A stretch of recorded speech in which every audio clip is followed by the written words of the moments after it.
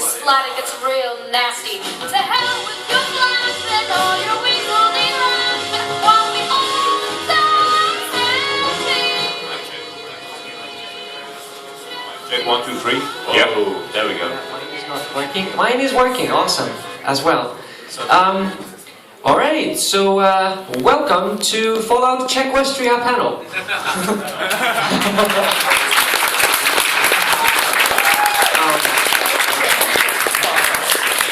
What's that?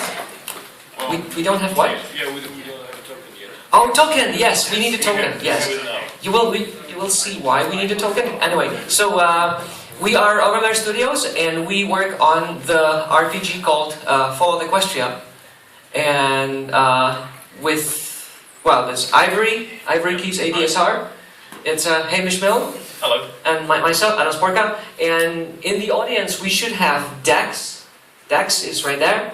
We should have Dolkar. It's right. He's right there. We should have Ansis Malins. Ansis is right there. And we should have Antoshik here. Well, he's oh cool, right. So this is us, like 7 of us. I think this is one of the biggest attendance of our team on any con so far. It is. Right? Yeah. So should we? What? Yes, we should. What? Demo. Oh, demo. Yes. Yes, demo. As I said, so from the beginning, so everyone has a chance to play, as much a chance to play it as they want to. Demo. Don't put it. Like this? We didn't rehearse this very much. Okay, so this is how it's going to work. We have a playable demo for you on that computer right there. It's Right. Yes. My idea is because we can only really have it here for the duration of this panel, so we want as much people as possible to have a chance to play it. So what we're going to do is this balloon. When you have this balloon, it is your turn to go next. And then when you go up to play it, pass it to the person next to you, or into the audience, or well, actually the person next to you, so that we have one person each. And I'll start it from somewhere like that. If you don't want to have a go, that's fine. Just pass it to the person like after you, okay? And also, when you die, then your turn is up, and also no more than like 2 minutes or something like that. Try and keep it as quick as you can because we've got a lot of people here. Right. Perfect. Yeah, you're first. Cool. Awesome. So we were. Oh yeah.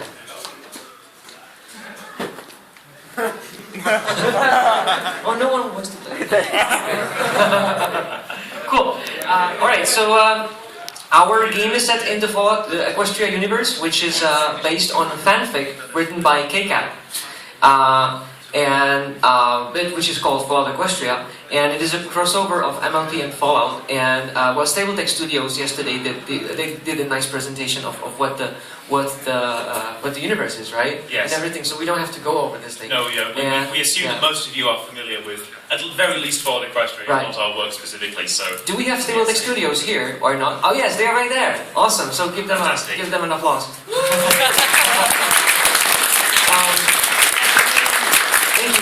Right, so Equestrian Society run by War Between Ponies and Zebras, blah blah blah blah blah. Open world RPG, right?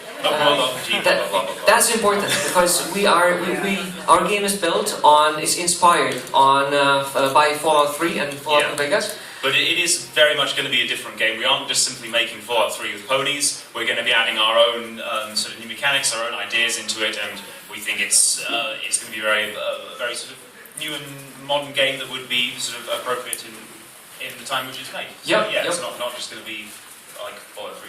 And it's actually entirely made from scratch. Yes, a whole bunch of people still think we're a mod for some reason, even though we stopped doing that 3 years ago now. That's right. We're making it entirely from scratch, new to 3D, so that's obviously takes a lot of time to do, but we think that the end result is going to be very good as a result. Yeah. So there is a team. We have a team of 60 people from all around the world in such departments as 2D, 3D programming, script writing, testing, music, and game design. Right. That's it. I think that's all of them. Yes. And in homage to Stable Takes lovely math. We also have a map. Our own. Because it helps to have a map. He said homage. Homage. Right. So this is where we are. I thing, yeah, pretty much the whole northern hemisphere. Most, well, not Plus Australia, Plus Australia. which makes organising meetings very difficult. Right. Perfect. This is the structure of our team, sort of. So we have a design team, a script team. They work together. So these guys write whatever is people in the ponies are going to say. These guys are coming up with the quest. And then there's a lot of departments which are creating just the assets, right? So we have sketches, 2D, 3D, voice acting, music. We have programmers. Yes. And programmers, yeah. Yes. Hamish is actually the programming lead. Yes. That's important to say. So he's one of the most important people on the project. Oh, thank you. Yeah. And, and then we have also testers. They are really important. And so demo. Yes. So that's Okay, it. so we figured that because a lot of people are going to be familiar with our work already, we're not going to spend a long time talking about like what the project is and all this sort of stuff. But what you're actually interested in, which is the current state of the project and what you can expect from us in future. Currently, the demo which you, well, some of you will be able to see, and probably when the QA starts, we'll put it up on the screen for everyone to see as well. That's a very rough version of Sweet Apple Acres. Well, what it really is a set piece to demonstrate our combat mechanics, because that's what we've actually been focusing on our development on for the past year and a bit, something like that. After our pre-alpha gameplay video, which has recently blown up again, so that's been fun. Well, our pre-alpha gameplay video focused a lot on dialogue and quests and that sort of thing. So we instead decided to take things in a slightly different direction and do combat. So in the demo we have a whole bunch of different guns, a whole different melee weapons as well, different armors and a few spells as well, which you can try out against some unsuspecting protector ponies. Also rad roaches and bloat strikes, but because of a bug which I've yet to figure out, they are immortal. So yeah, a literal bug. Yes, exactly. So yeah.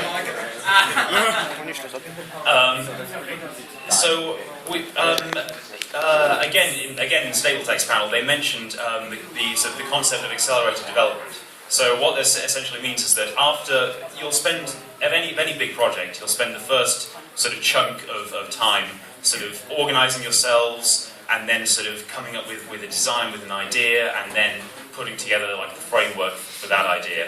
For us, that consists of about 40,000 lines of code. That's about the same size as the whole of the original Doom.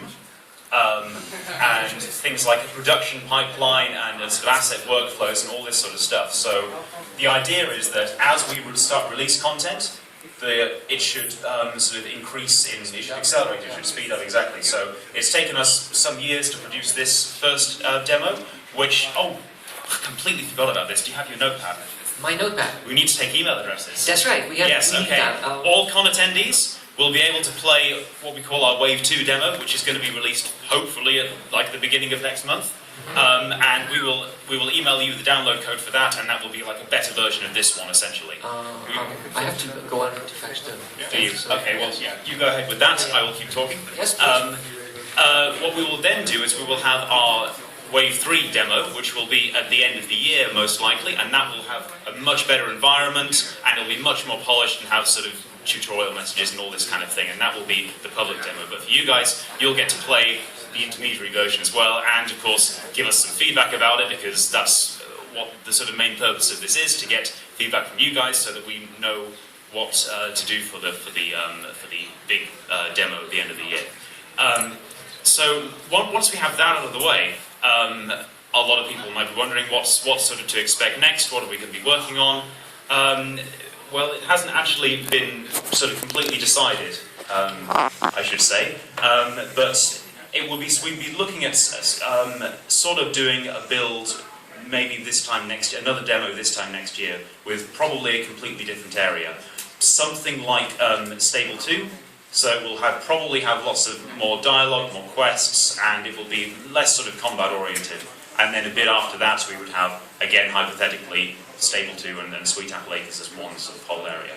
The idea of what we're trying to do is do incremental builds for a number of reasons. Firstly, it gives you guys a chance to play as we develop the game, and also there's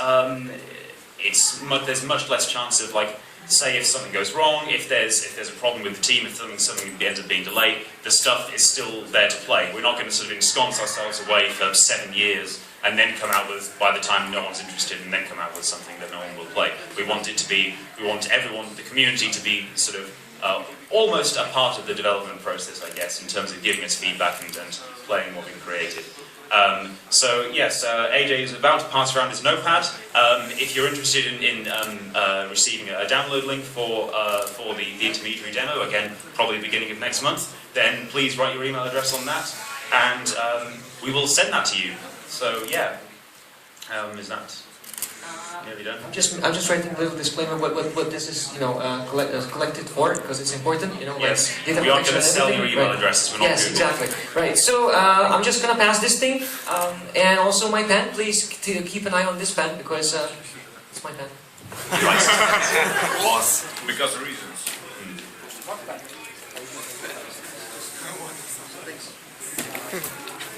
Tell me this pen. All right. So and yeah. So who are you? And it is really important for us because we have our fans and followers, and it's really, let's say, humbling experience and a really wonderful experience. So we wanted to see where people are interested in our work most, and so as in order to sample this, we looked at our 2014 video, which has slightly over 100,000 views by now. And half of the population, or half of the views, came from the US. As with everything in fandom. That's right. We have a lot of people from Russia. A lot of people from Russia. That's our second, let's say, biggest country in terms of the fandom. And then we have a lot of people from Britain and their colonies. Yes. Yeah.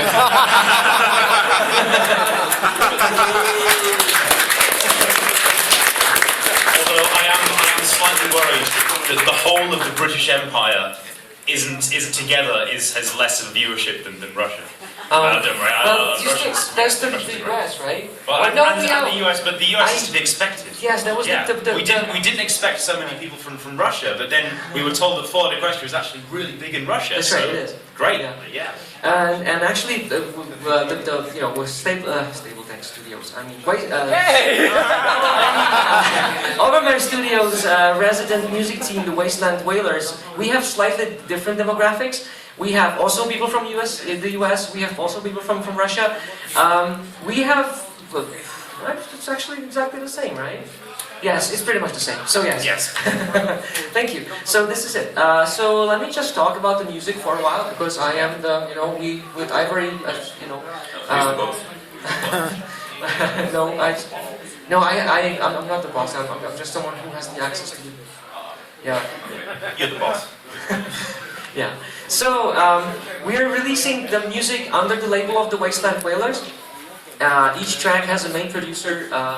And he invites, or she would invite, well, mostly he, because, others to collaborate. We work some with external musicians as well. But a lot of work is actually done on whiteboards and Excel sheets, because we are planning the content, and planning the content involves a lot of drawing things and doodling pictures and filling up a lot of tables and stuff. So if you guys want to follow us, we're Wasteland Whalers on Twitter, and you just can Google us on just like this, and you get to download all our music that we have produced so far. We work on background music and we work on songs. So background music, we work with the game designers very much, and we have a separate effort for the combat music and for the action music and for the exploration music. So the action music is pretty much driven by the state, whereas the exploration music is driven by the player's location and also what happened in that location. That's another important thing. But mostly, this is the difference. So pretty much, this similar music will be played for action and wherever that is going to happen, because we want to have different music for different enemies. Yeah, that's pretty much the idea, that you would sort of understand who is attacking you based on what music you hear, right?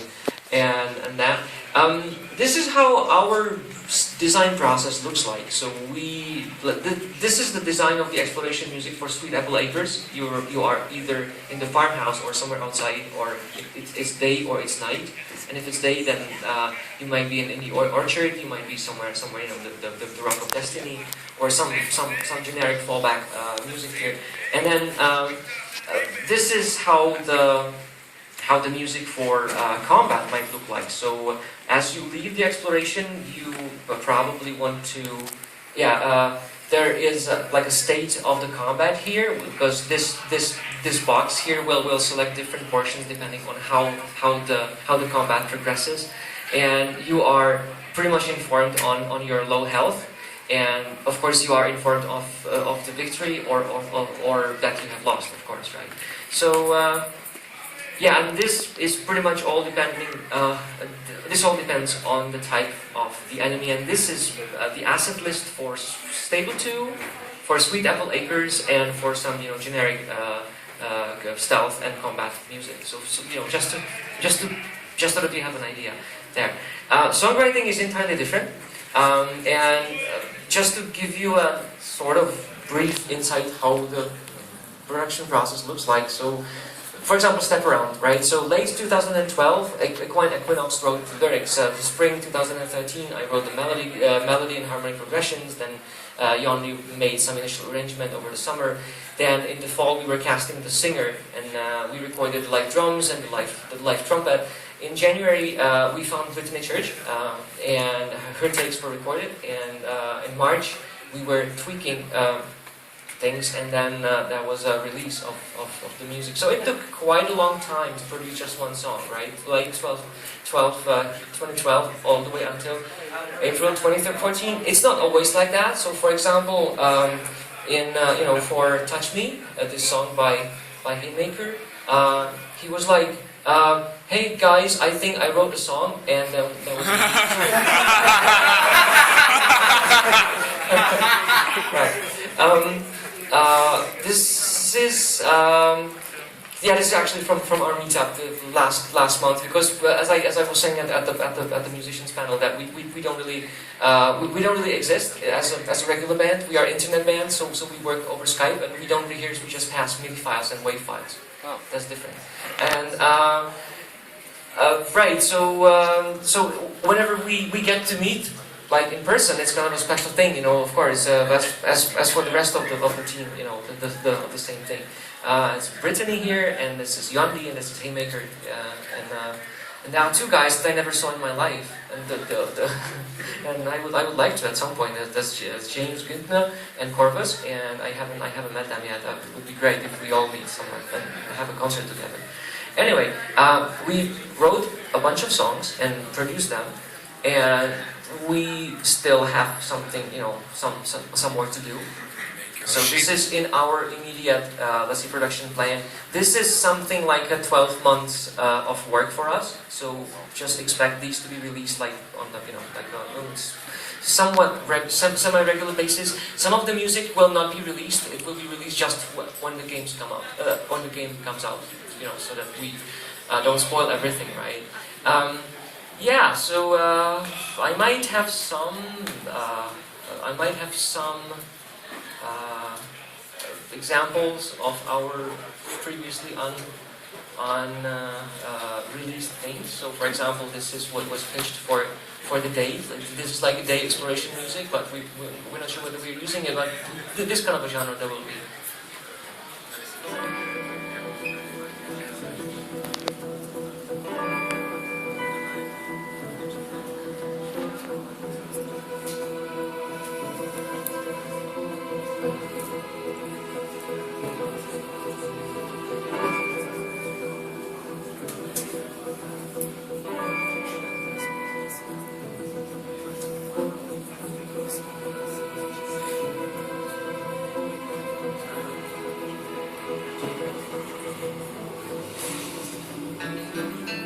Etc., right? And the same thing for night.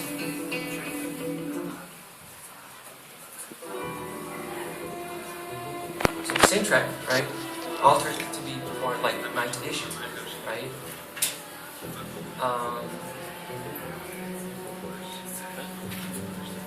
And yeah, this is Ivory's farmhouse. Yeah.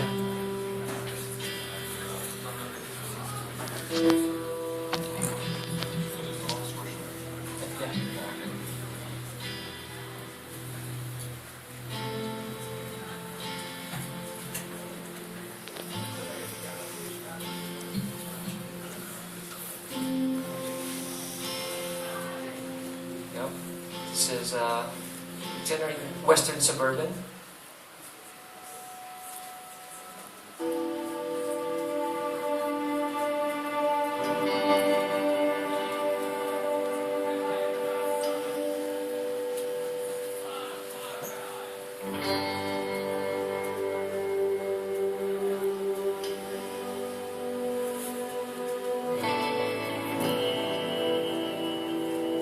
Yeah. So just as a sample, what we're gonna have. I should also point out that in the game, you can't hear it here, but these will have lovely beat synchronized transitions, Yes, that's courtesy of AJ's work. If you're more interested in learning about that, we've got a video on YouTube That's right. demonstrating it. Just search for adaptive music on our channel. Yeah. It's pretty fascinating stuff, and I think it Well, should definitely be thank very good. Yeah. Awesome. So this is probably all we have for this presentation. Yes. And now we would open the floor for questions and answers. Indeed. And let's just patch this thing and this thing to that PC so that we can actually see the game audio. We just changed the input on the projector, and that should do it. The audio? No, the audio doesn't matter so much. Just the video. Just Yeah. the video. Just change the input source. We have no idea what we're doing. You're professionals like us. We're even more professional.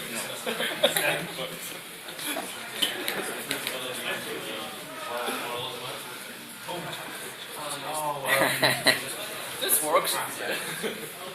Extended stuff. No, it was that, but it's because it's using it as a separate screen. It's not mirroring it. It's extending the displays. So you need to push the button on that in order to. And I have no idea how you do that. Yes, we are professionals. Windows P. Will that definitely not break it? Yeah. Okay. Windows P. Whenever that guy's finished, Windows P. Hopefully. Anyway, so how are we gonna do with the microphones? Yeah. Do we have a Or the wireless mic that we microphones, can or not? hand round? Isn't there one? That's Is that yeah. it? No. No, it is wireless, but it doesn't transmit anything. Yeah. Okay. Yes. Oh, yeah. Yeah. That Yeah, works. that's right. Yeah. So if you guys can just form a let's say Yeah, queue like form there normally probably, and I would just use this one, and it should work. How long is the cable on that? Should be enough. Okay. What's about the demo? Okay. Yeah. If you have any questions, please stop on the queue right here. I think I'll just do the stand. Okay. Great. Yeah. And then so you might have to come up a bit, but Yeah, you yeah. can walk So, around. So yeah. So the first question here. Any questions? No, they all came to play the demo. Oh yeah. Are you guys hiring? Well, I thought that we already hired you. I'm just doing the sample question. Yes. Yeah, thank you. No, just kidding. Yes, we're always looking for. We're hiring in every department. Every department apart from voice acting, And music. I believe, and music. Yeah, every that's department right. apart from voice acting. So that's 2D, 3D, game design, programming, testing, script writing, so yeah, we can basically you just go on our website and click on the link "Join Us," and there's a specialized application for each department. You fill that in. If you're good enough, then we'll give you an interview and sort of talk it over from there. But yeah, we're absolutely. Actually, it's not really hiring you. It's more like recruiting you. There's a difference. Yeah, It's I a guess slight that sort of difference. thing. Yeah. because we don't really have a budget because we are not commercial. So that's important to stress. Yes. Yeah, not for profit and everything. So why should anybody work for you? Uh, I have no idea. No, it's yeah. If anyone's interested in contributing to a project like this, if you're interested in game development, if you're interested in contributing to fan projects, that sort of thing. The same reason that any of us do anything, really. Yeah, isn't it? It's because we're bronies and we like working our asses off for no money. we are learning a lot of Yeah. stuff actually ourselves while doing this. So this is a great opportunity to learn a lot of things. I have learned a lot of things. So yeah, first question, please. So my question is a bit more technical. Is it going to be a Windows-only game, and how strong computer am I going to need to run it fluently? Okay, well, ideally, well, basically, it works like this. We can only guarantee that it's going to work on Windows for reasons, but there's a very good chance that it will work on Mac and Linux as well, because of, well, basically because Unity have changed their rendering backend so that it supports OpenGL 4.5, but that's, yeah. So there's a very good chance it'll run on Mac and Linux as well, but not sort of confirmed. In terms of specs, I am personally very passionate about making sure that as many people can play it as possible, so I'm going to do my very, very best to make it run on sort of any machine that has the minimum requirements, which is basically a DirectX 10 card, which is like anything from 2008 onwards. So you can have a pretty old computer and it should be able to run just about. It might not look very good, but it should be able to run. Thank you. Great. Next question, please. Yes. Just come on up. My question is, will there be even more Velvet Remedy songs? Because I do like them very much, and I've seen you have a list of the soundtrack, and it's more or less complete now. Will there be more? Yes, we will have more songs sung by Velvet, of course, because Brittany Church is still with us, and we like, and it's just awesome that she is, and we are grateful for that. And yeah, so there will be more songs, and there's at least one in, there's one in, let's say, pre-planning stage, sort of, and yeah, so there will be at least one by the end of this spring. Something like that. Yes, thank you. Thanks.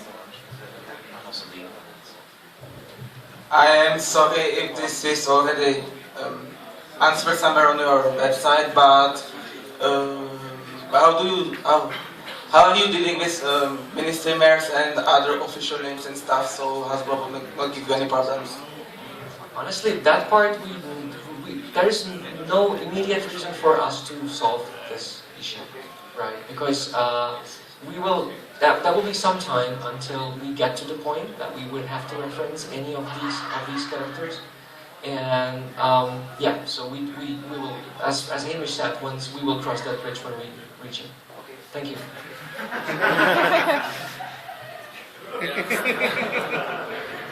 Are you using cheat codes? Well, in development and so on, and are there going to...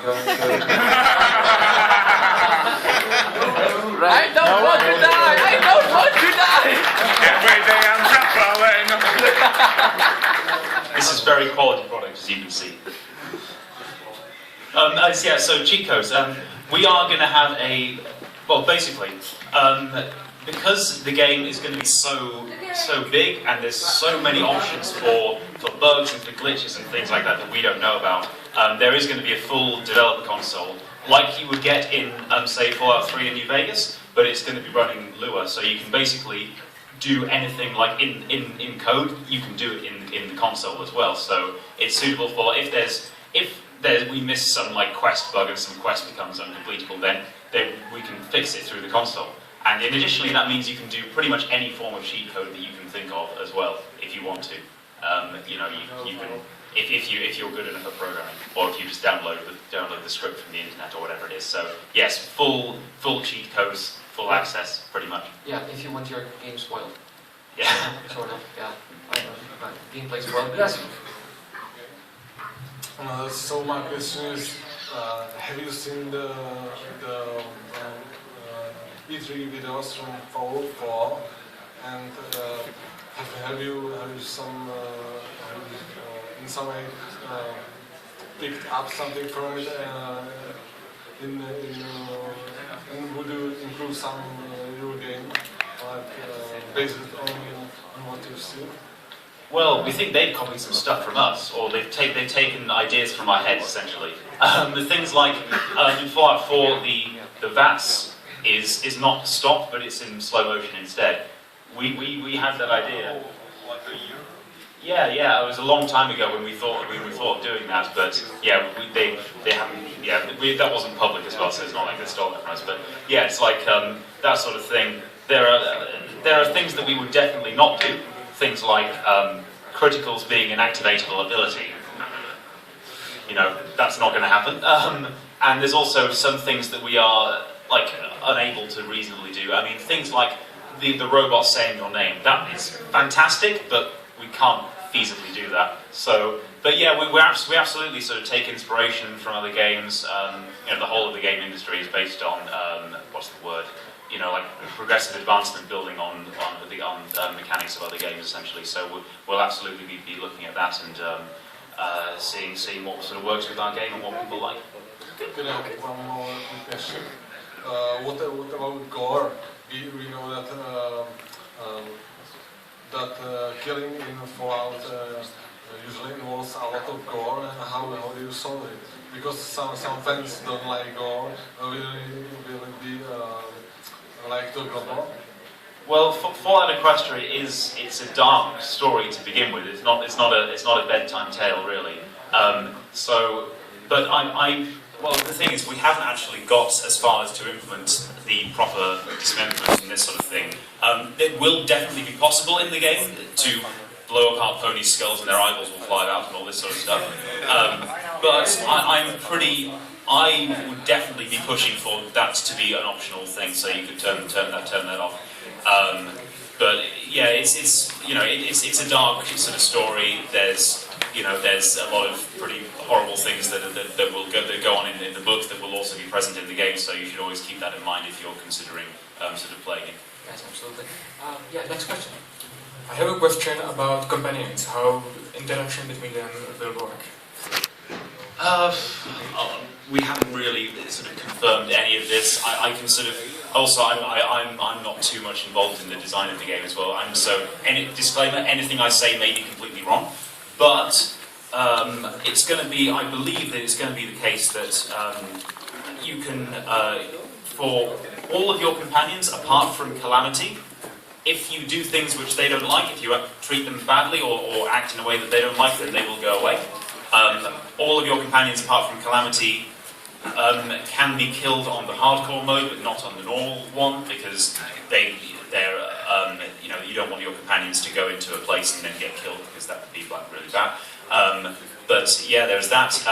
In terms of the interaction between them, we are planning sort of some things like, if you have, say, Velvet and Calamity, then they will have some funny shippy type dialogue and what have you. You'll be able to see their relationship progress essentially when you have them as companions, and you'll be able to say any two characters. It's like in Mass Effect. Any two characters that you have will talk to each other and they'll interact with each other sort of in that way. That's the sort of thing that we're going for. So yeah. But again, that may be completely wrong. May drag strike me down with lightning if that's not the case. No, it's fine. Yeah, you say. Okay, next question. Hello. I've seen red roaches, or was it something like red roaches in the demo right now?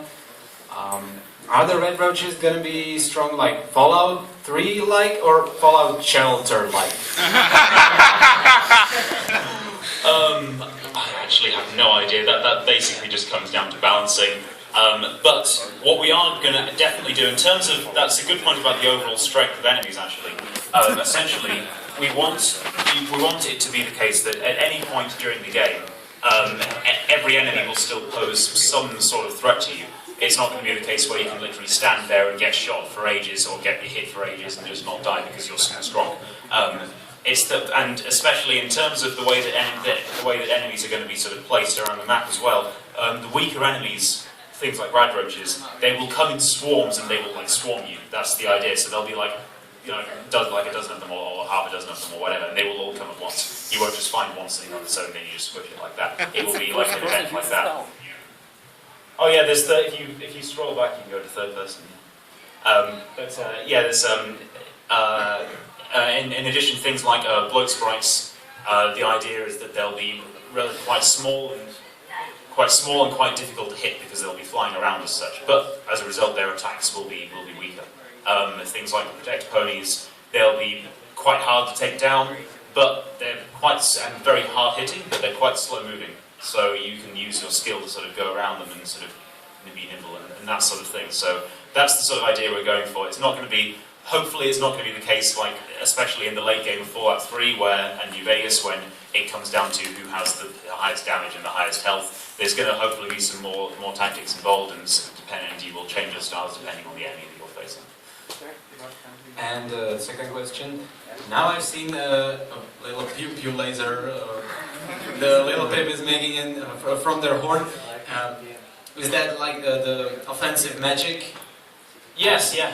The offensive magic will be, I believe, implemented in the game. Completely, yes. We have. I forget the spells that we have, but we have. No, we have magic missile and oh dear, something happened. Oh no, it's just a death view. I thought it bugged out. But yes, the laser upgrade you see here is actually, it's called the laser upgrade because it will be an upgrade to the magic missile, such that it will be the same, I believe, the same sort of DPS and the same mana cost, but it will be continuous instead, so it's a bit easier to use. Essentially, the way we're approaching magic is we're going to have a pretty small number of spells, I think 9 spells or something like that, but they'll all be very, very sort of in depth. They'll all do something unique. They'll all have a big tree of upgrades and ways you can modulate them. A sort of thing that I don't know if this still really applies, but we had a sort of joke that you could complete the game using only one spell, and that would be like your combat style. But I don't really know where we sort of stand on that. So yeah, there is going to be offensive magic. I think it's only going to be one direct offensive magic, which is the magic missile. But there will be things like I think it's called Discord or something like that, where you can cause ponies to attack each other and turn on their friends and this sort of stuff. There will be things like telekinesis, of course. You'll be able to throw objects, and they will do damage to enemies as well. So yeah, there's various ways which you can damage and hurt your opponent with magic. So yeah. Right. Thanks. Next question. How much will the game stick to the original story? In terms of length, that's completely up in the air. I mean, we're hoping something like basically it's kind of hard to say because we don't really know how much content there is going to be at the end because we haven't designed it yet.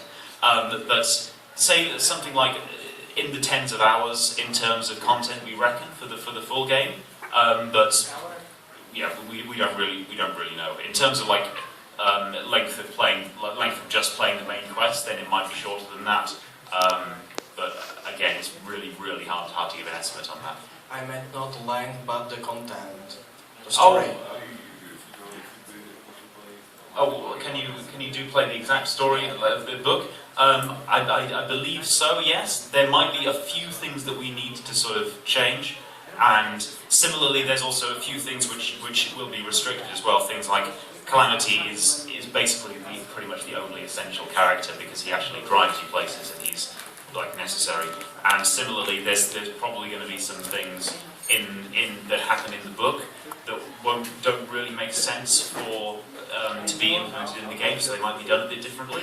But by and large, you will be able to play the game as you were Little Pip, going through the novel. And one more thing, Little Pip, at least in the book, the 40th chapter, if there is and something else, don't spoil it to me. But you said that there will be about 9 spells. You're playing as a Little Pip, so this is a bit or different from the story already. Yeah. Well, basically, we want to give players. We want to give as much sort of different play styles as possible.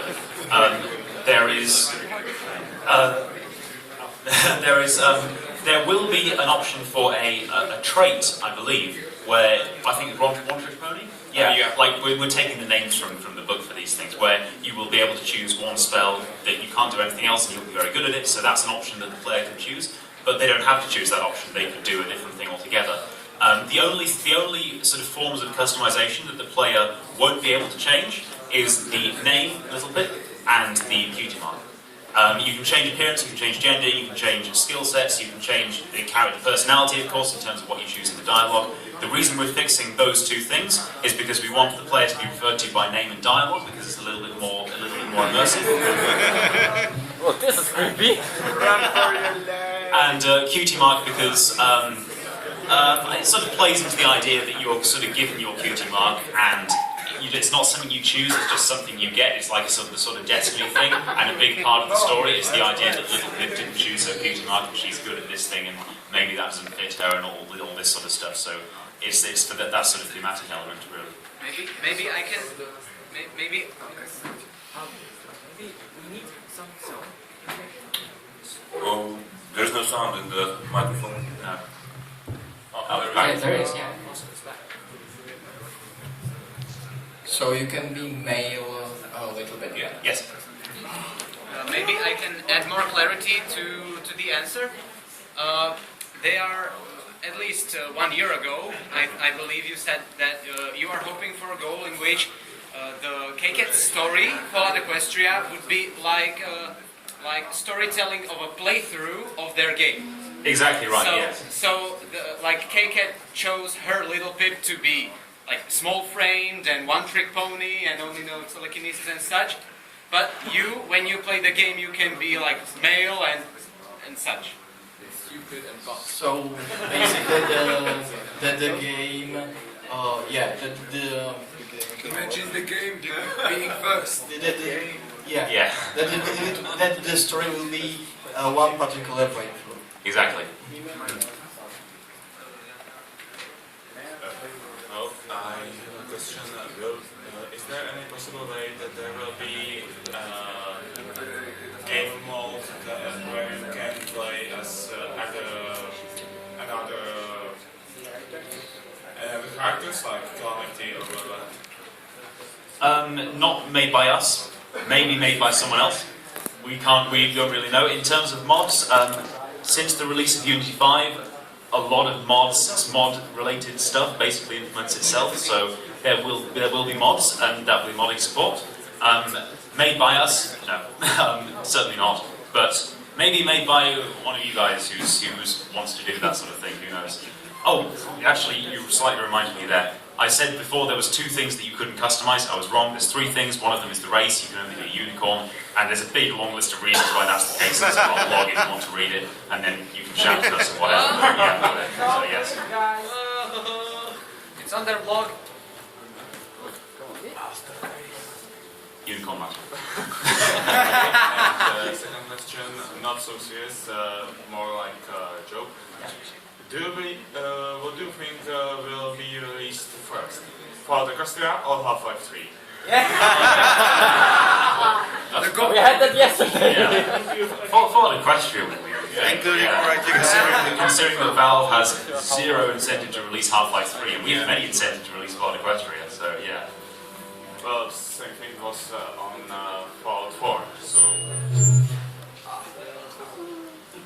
We have no information, and now... Suddenly, yeah.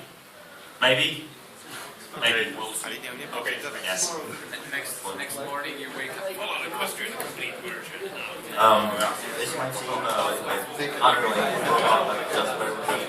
In Fallout 3, in one of the DLCs, you are supposed to visit this slaver city, where you infiltrate the city as a slave, but it is actually, at least for me, it was kind of disappointing because you were actually a secret agent placed there. You were still in control, and I still haven't played that. No spoilers, please. Okay. Yeah. No more spoilers about I played it, so I know what he's talking about.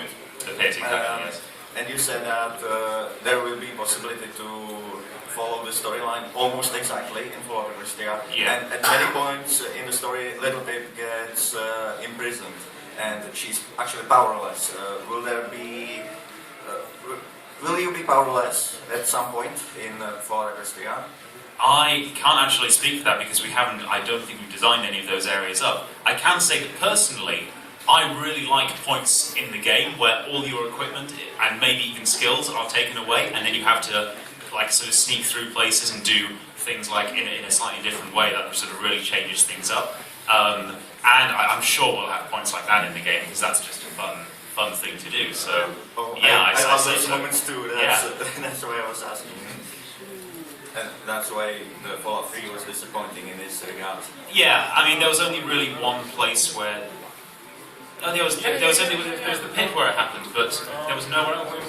Yeah, when you get the Tranquility Lane. tranquility line and when you get the deck, when you get the gag, when you're taken away by the. Yeah. No, you retrieve your equipment like the moment because it's in the same room as you, isn't it? Yeah. The equipment, so it's. Yeah, but you're powerless then, but it's not for any. It's basically a big long cutscene with that, so I don't really count. Thank you.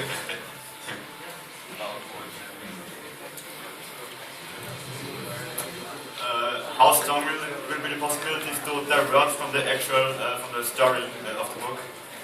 Oh, so to go like down a different route and to join different factions in this? Yes, definitely. Our idea is that we are. I think that. Well, again, we're really far off from this, but I think the count was something like 11 different endings or something like that is what we're sort of aiming for. And the idea is that you'll be able to do the main story, the storyline like Little Pip does it. In additionally, you can decide the Red Eye is right and you can join his forces, or the Goddess maybe and you can join her forces. And there will be different endings as a result. There will be different consequences as a result of all this, and there'll be different quest paths and all this sort of Alicorn, stuff. Little Pip confirmed. Maybe. That's a spoiler. Princess Little Pip. The element of luck became. Like will you put in the possibility to not leave the stable at all? No, you will have to leave the stable, basically because it's too much of a pain to. Because so few players will actually do that. It will be basically too much of a pain to code all the dialogue and all the stuff for that really. But so that's essentially one of the few things where something happens and you have to deal with it. One of those is leaving the stable. One of those is having Calamity as your companion. Leaving the stable is basically forced upon you because Little Pip is the Pip-Bug technician. Well, actually, that's like spoilers for the first chapter of Fallout Equestria. Yeah. Does that count as spoilers? Yeah, I don't know. Is there somebody who didn't read it? Yeah. Then why are you here? Yeah, because he's the devil. Okay, then I won't spoil it. It is just in the first chapter, but fair dues. You are forced out by reasons outside of your control, essentially. So, but that's basically to make things a lot easier for us. Sorry. Okay, and last question: are you going to be able to enter every building, or will it be like in Fallout 3 when you feel like 90% of the buildings are just burned up? Don't know actually. It depends on how easily we can design maps, how easily we can do environment models, this sort of thing. So I don't know. I mean, it would be great if that was as you described, but maybe practicalities will prevent that. I don't really know. Just like this. Yeah. So maybe just three more questions, something like that. We'll have to see. So good thing. Thanks. May I ask in your chat? Yeah, sure, absolutely. Go ahead. Takhle jako tento rok, kdy jsem byl v Gameu a tam měli... Nahlas. Jo. Tento rok na Glakonu měli pony jako s realitou, jako s Oculusem.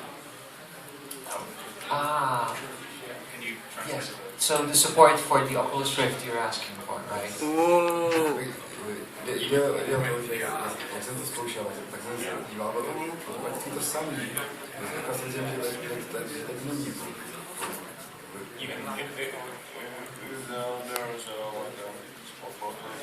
Yeah, you can translate back when I said it. So, essentially, Unity does support the Oculus Rift as an input and output device. We aren't going to build the game for that because it would involve building the game for just that, essentially, if you want it to be really any good. but essentially the game will accept any input device which Unity will recognise, which is basically everything. The oh yeah. If you really try, you can shoot yourself in this because I badly coded the guns. So yeah, that's fine. Shoot yourself! Do it! You're terrible. Eat it.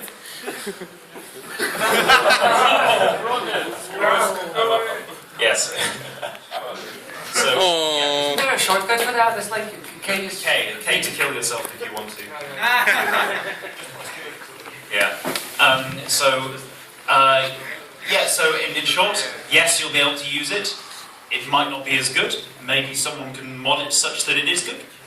Who knows? Do you need the translation, or is that it's all good? Excellent. perfect. So do we have more questions? Yep. Please come on. Yeah, we have. Yeah. Yes. Yeah. I really like secrets and secrets area in the game. And when I played Fallout, there were like secret codes and secret areas and stuff that's not apparent at the first glance. Would you how focused are you on that in the open world?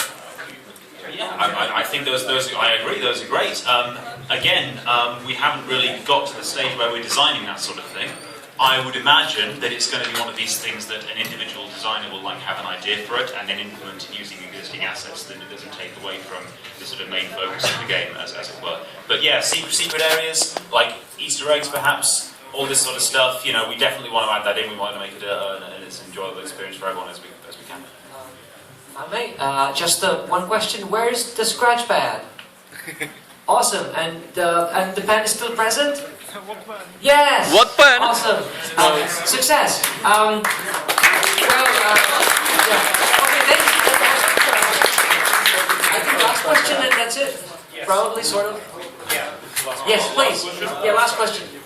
I want to ask you if when we complete the game, if we can see it on Steam Greenlight.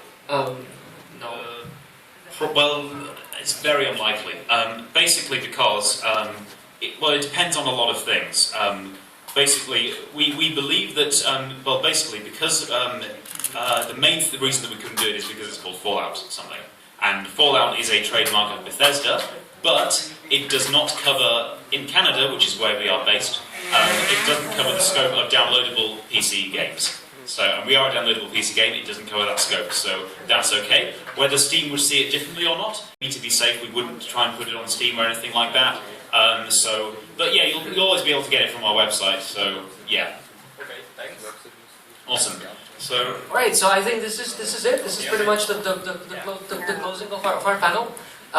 Thank you very much for coming, and please, we hope to get lots of lovely feedback from you guys when you're playing the Way 2 demos. So yeah, thanks a lot.